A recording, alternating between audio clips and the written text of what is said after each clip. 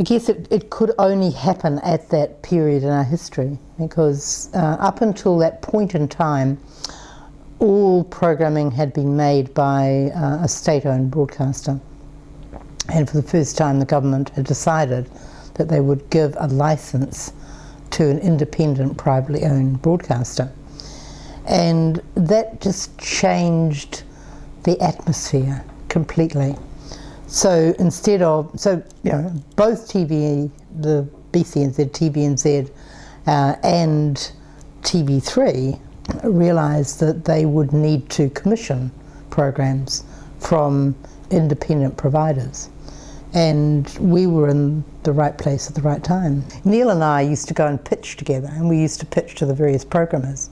And often they would buy on a pitch. Obviously now you've got to write a proposal and, sort of fill out lots of forms and, do all of that. But at that point in time, it was possible to go in and pitch and sell a show. So we were quite good at pitching together, but on this one occasion, I remember it was, we'd been in existence, I think, for 5 years, and it was our fourth program controller that we were pitching to. I think it was George Plapp. And we came out and we had the sudden realization, we're still here and they have changed.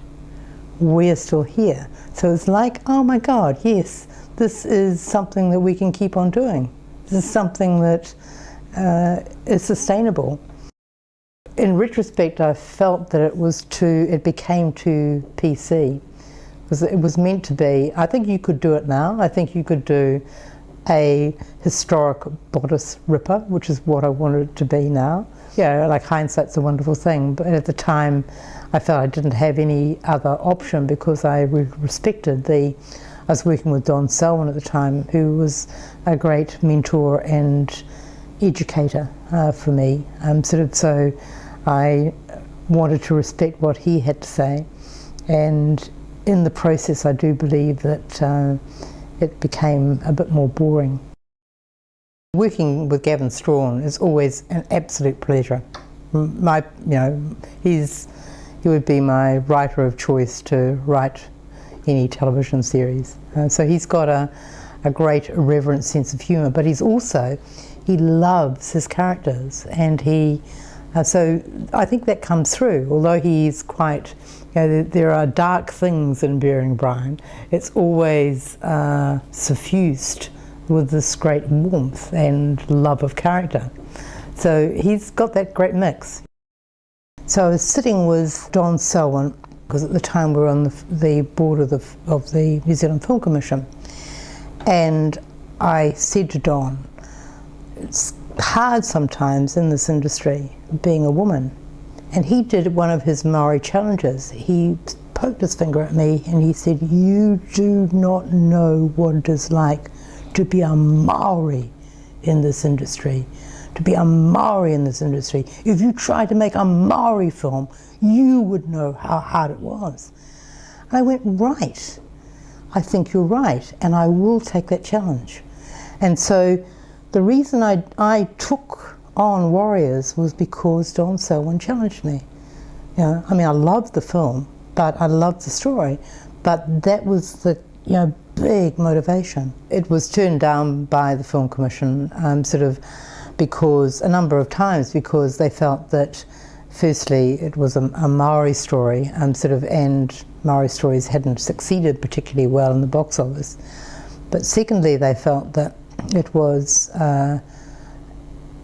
incorrect, politically incorrect, to show Maori in a bad light. And so I thought, well, how on earth do I tackle this? How on earth do you overcome this belief? So I thought, well, okay, there's maybe if they heard from someone who experiences the Once Warriors way of life, and maybe if that person supports us making the film, they might change their mind. So Rana Waitai was the head of police in Gisborne at the time, and he sort of gained fame because he had prevented patched gang members from coming into the city. Rana comes to our pitch and he stands up. And I'll never forget this moment. He stands up and he says, he challenges the Film Commission. He said, "We will never advance as a nation if you do not make this film.